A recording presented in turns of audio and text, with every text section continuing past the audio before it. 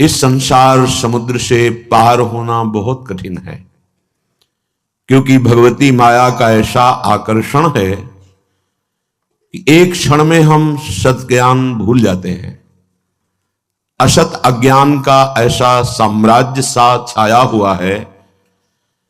सत संकल्प करते हैं कि आज के बाद हम ऐसा नहीं करेंगे, पर विवश होकर के फिर माया हमसे वैसा ही करा देती है जो नहीं करना चाहिए।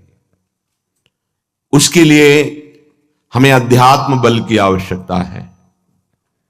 अध्यात्म बल बड़े कृपा पात्रों के हृदय में जागृत होता है। कृपा हमारे ऊपर है, पात्र हमें बनना है।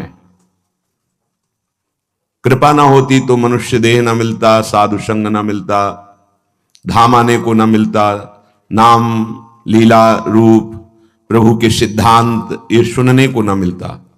कृपा तो है, अब हमें कृपा पात्र बनना है, तभी वो प्रेमामृत रस हमारे हृदय में आएगा। कृपा पात्र उपासक एकमात्र अपने आराध्य देव के चिंतन का ही महत्व रखता है। उपासक के अंदर ये प्रश्न नहीं आना चाहिए कि हमें 6 महीना 1 वर्ष हो गए नाम जप करते हुए, कोई हमें परिवर्तन तो नहीं दिखाई दे रहा। 1 महीना अगर हम नाम जप कर रहे हैं या 1 वर्ष नाम जप कर रहे हैं तो ये सत चिंतन है। सत चिंतन कभी व्यर्थ नहीं होता। तुम्हें पता नहीं है कि तुम्हारे कितने अशुभों का नाश कर चुका है नाम, यदि वास्तविक आप जप रहे हैं। संचित कर्मों को पहले भस्म करता है नाम। इसीलिए नवीन उपासक को यह अनुभव नहीं होता कि नाम का फल क्या है, क्या आनंद है, क्या दुख मिटता है। इसलिए प्रार्थना है आप अपने अज्ञान के कारण कहीं नाम जपना ना छोड़ दे कि जब से नाम शुरू किया हमें कोई लाभ नहीं दिखाई दे रहा, हमें नौकरी नहीं मिल रही, हमारा काम नहीं बन रहा, हमारे दुख नहीं मिट रहे और दुख बढ़ रहे हैं। ऐसा आपको माया अनुभव कराएगी। पर आपको दृढ़ विश्वास रखना है सदगुरुदेव के वचनों में, शास्त्र वचनों में, संतवाणी में। इसी विश्वास के सहारे हम अध्यात्म बल से युक्त हो जाते हैं। नहीं तो जब हम नाम जप करते हैं तो सबसे पहला काम नाम का होता है गोदाम में आग लगाना। जो हमारे संचित कर्मों का शुभ अशुभ गोदाम है उसको भस्म करता है। अब ये बात पता नहीं है तो वो वर्तमान में तत्काल फल देखना चाहता है कि हम नाम जप किए तो हमारी सारी कामनाओं की पूर्णता हो ही जानी चाहिए। नहीं, नाम जप का फल क्या हुआ, वो ऐसा सोचता है।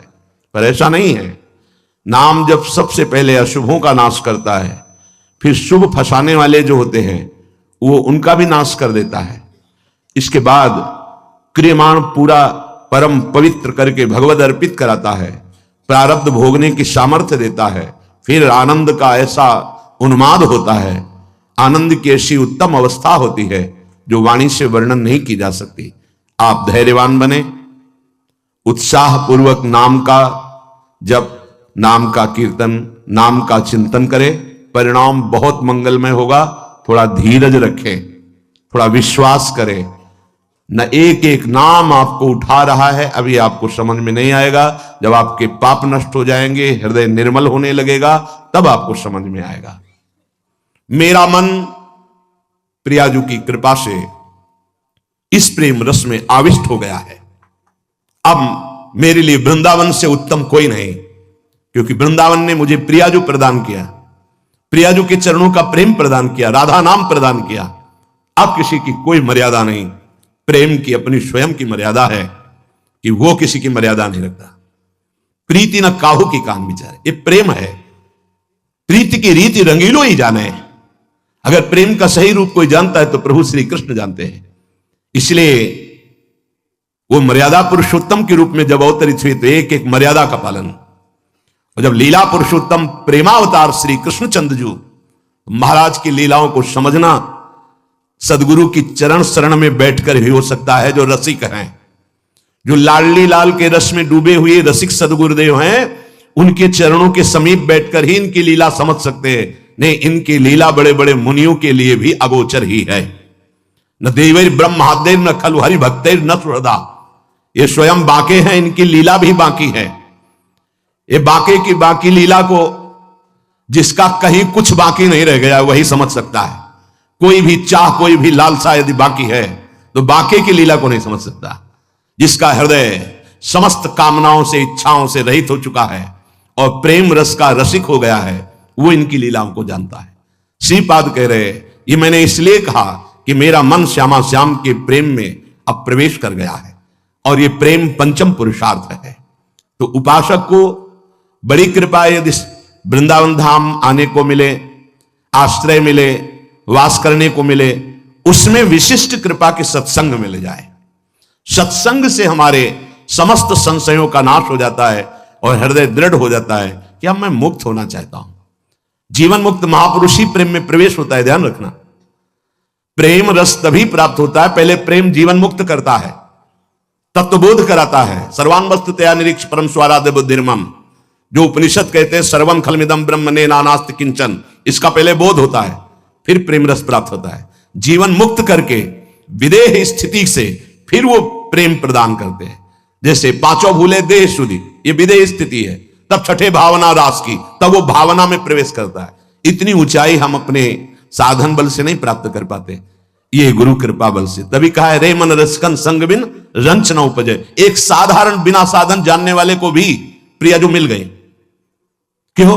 क्योंकि सीधे रसिक कृपा और आसक्ति मेरी लाडली, मेरी प्रियाजू। वो दुनिया के शास्त्रों का परिचय नहीं जानता, सिद्धांतों का परिचय नहीं जानता, बस उसके हृदय में एक बात बैठ गई, मेरी प्रियाजू, मेरी स्वामिनी, मेरी प्राण प्रिय सखी, लाडली जू, बात बन गई। ये जन्म बंधन से, कर्म बंधन से मुक्त होना बहुत कठिन विषय, बहुत कठिन। जब शास्त्रों का स्वाध्याय करो तब पता चलता है। तभी कहते हैं भगवत प्राप्ति अत्यंत कठिन, पर वो गलत शब्द है। भगवत प्राप्ति अत्यंत सरल। संसार का राग, शरीर का राग छोड़ पाना बड़ा कठिन, इसीलिए परिणाम को वो कठिन बोल देते हैं। परिणाम को कठिन बोलने से घाटा हो जाएगा, हम डर जाएंगे कि हम भगवत प्राप्ति नहीं कर पाएंगे। हमें उत्साह रखना है कि भगवत प्राप्ति बहुत सरल है। कठिन है शरीर संसार का राग छोड़ना, और इसकी जिम्मेवारी है गुरुदेव की।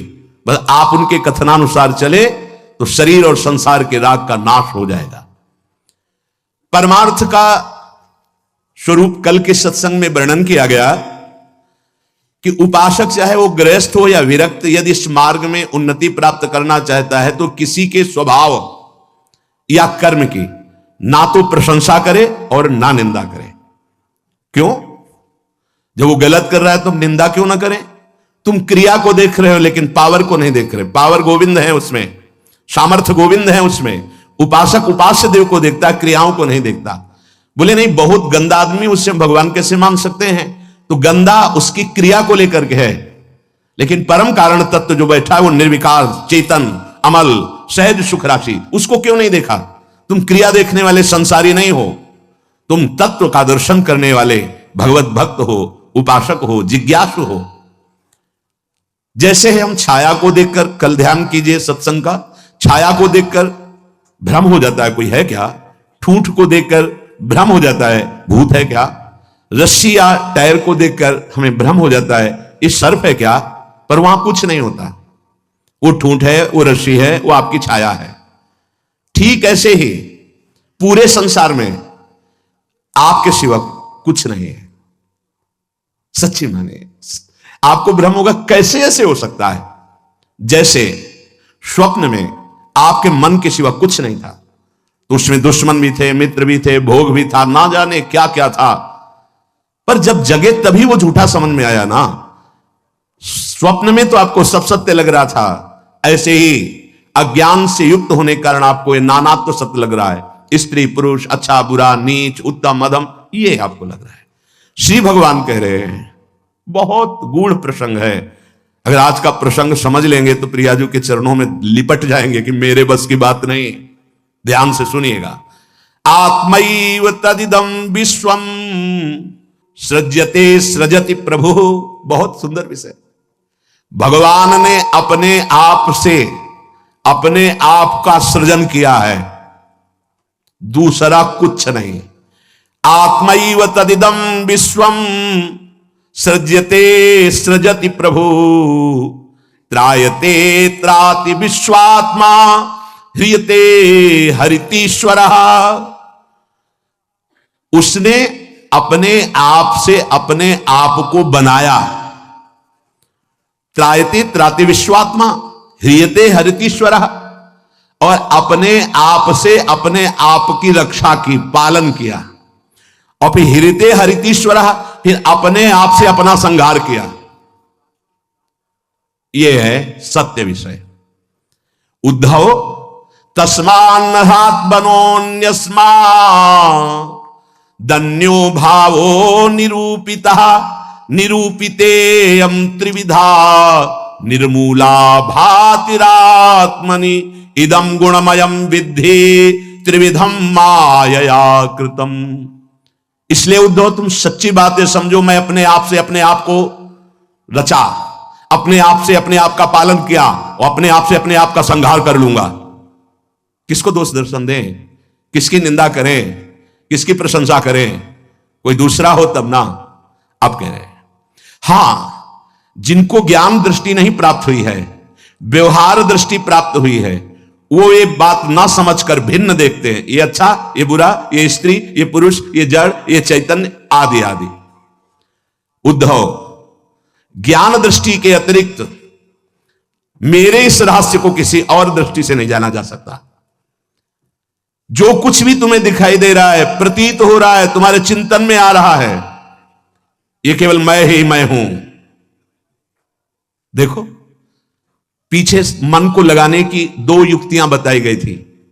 आपका मन जहां जहां जा रहा है वहां भगवान देखने की चेष्टा करे। वो वस्तु, वो व्यक्ति, वो पदार्थ, वो श्री भगवान ही हैं। क्योंकि जब पहले सृष्टि नहीं थी तो श्री भगवान थे। भगवान ने अपने आप में सृष्टि रची तो सब कुछ भगवान है, और जब समेट लेंगे तो केवल भगवान बचेंगे। तो जहां जहां मन जाए, जिस वस्तु व्यक्ति स्थान में, उस श्री भगवान को देखिए कि ये वस्तु, ये व्यक्ति, ये स्थान मेरे आराध्य देव बने हुए। दूसरी बात कही गई थी, जहां जहां मन जाए वहां से हटा के अपने लक्ष्य में लगाइए। बार बार मन को ऐसा करने से वो मन लक्ष्य में लग जाएगा, स्थिर हो जाएगा। अनिर्वचनीय मैं ही सब रूपों में स्वयं विराजमान हूं। इसलिए मेरी सृजन लीला देखकर, मेरी पालन स्थिति लीला देखकर और मेरी संहार लीला देखकर मेरा भक्त विचलित नहीं होता, क्योंकि मैं ही मैं स्वयं का सृजन, पालन और संहार कर रहा हूं।